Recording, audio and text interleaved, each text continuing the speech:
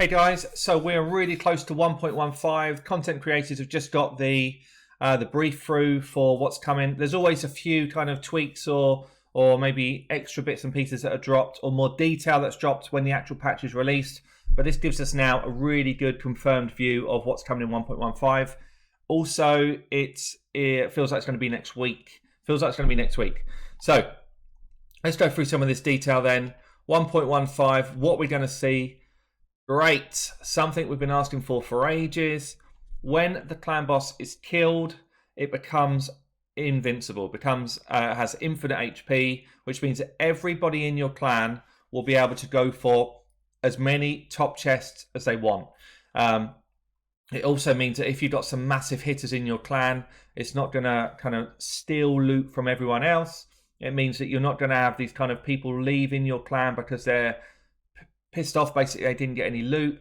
It's such a simple change, but it's massive for the community. It also means now that you can start to draw the top players into the top clans with the hope that at some point there's going to be a kind of clan versus clan system. So all in all, great quality of life change.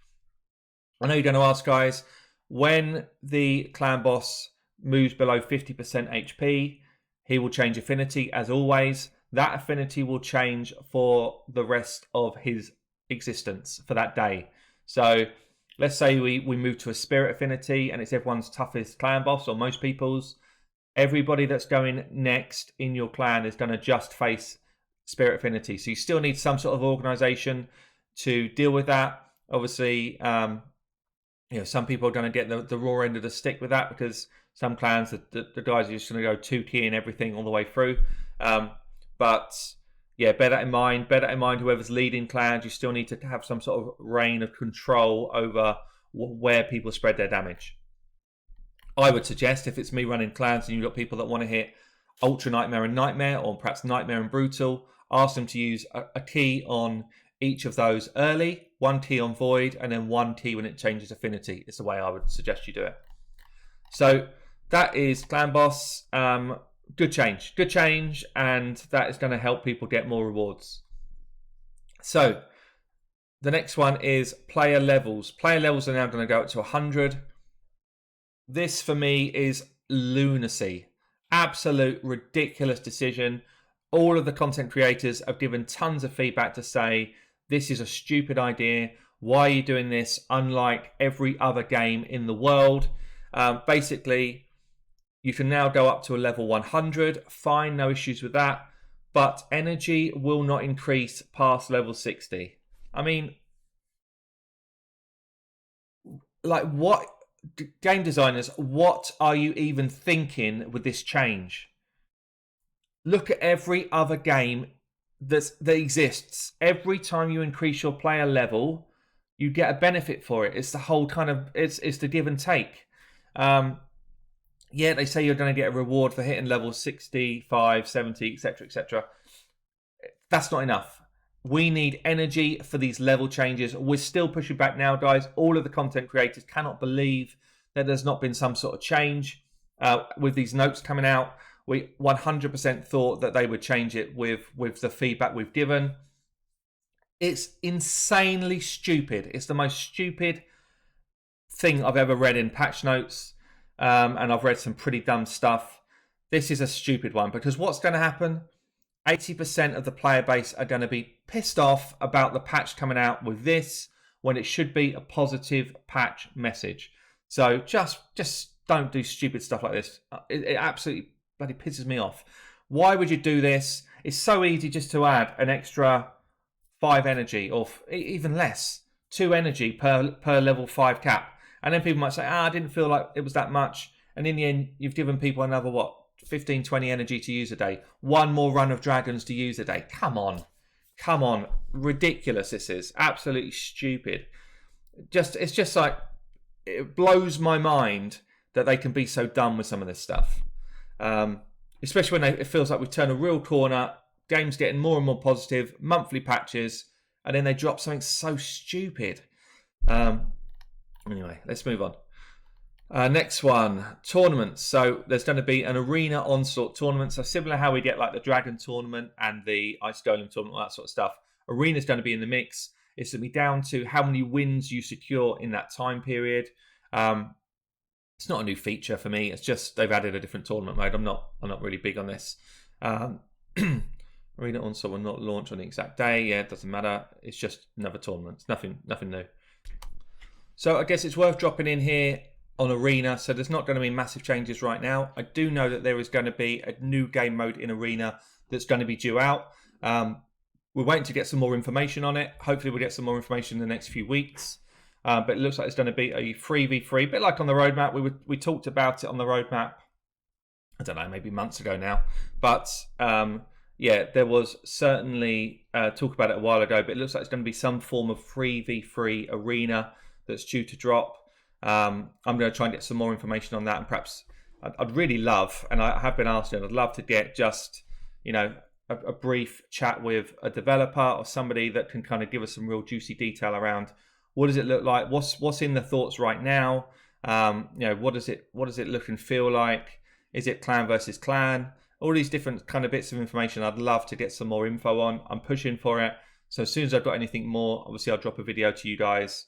Anyway, let's carry on with these tournaments. Tournaments with additional conditions.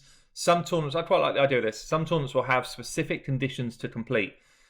So, for example, they might have dungeons where you're only allowed to use rares for that particular tournament, or epics, a bit like what me and Stu do for our kind of fun weekly competitions.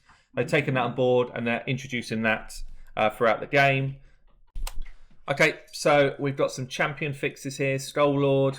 I was hoping they might do some changes to him, like you know, something just make him a bit more useful. But they're just saying that he can now apply his decreased max HP to targets under shield. Fine, no one's using him anyway.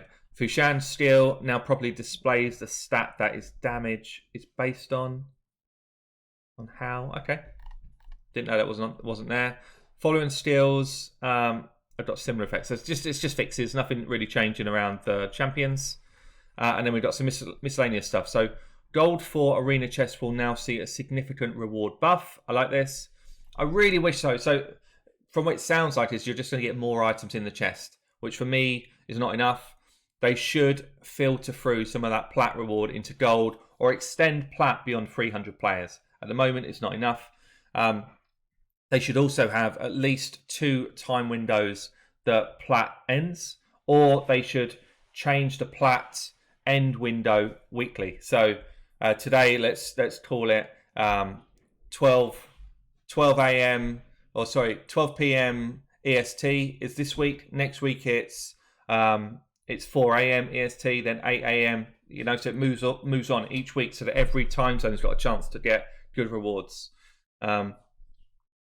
This is nice. You'll be able to unlock or lock champions in the tavern. Good quality of life change, because how annoying is it just to have to keep flicking between the two if you just want to do some upgrading and stuff. So like this. Accessories will now be able to solve from the battle screen. Yeah, should have been in the game. Good. They'll also be added to tournament rewards. That's quite nice. Champions required for an active fusion will be marked with a special icon. Okay, cool. So you see they have like a little icon here to say it's fusible. I like this. And it will also give you a warning before you get rid of that fusible champion. You'll be able to sell artifacts and accessories from the battle window, even if your storage is full. Good. So just good basic fixes here. Improved UI for arena chests. Tapping it will show the rewards. Yeah, okay, nothing major there. Updated platinum tier matchmaking. So this is important. Your opponents will be chosen by their position on the leaderboard rather than their arena points, which means that the guys that are cheating, kind of getting to top, all right, they're probably still going to be able to do it, maybe. It doesn't sound like they fixed that, but if you're second place, you'll be able to attack first place. If you're fifth place, you'll be able to attack like top 5. So that feels like that's cool. That's definitely the way it should be. And I would actually like the system to move more and more towards like a tennis leaderboard where, you know, if you're 100th and you're attacking 50th, you're going to gain, you know, quite a lot more points. But yeah, but that feels good. So not a bad quality of life change. I like the clan boss change. I like the quality of life stuff in the tavern.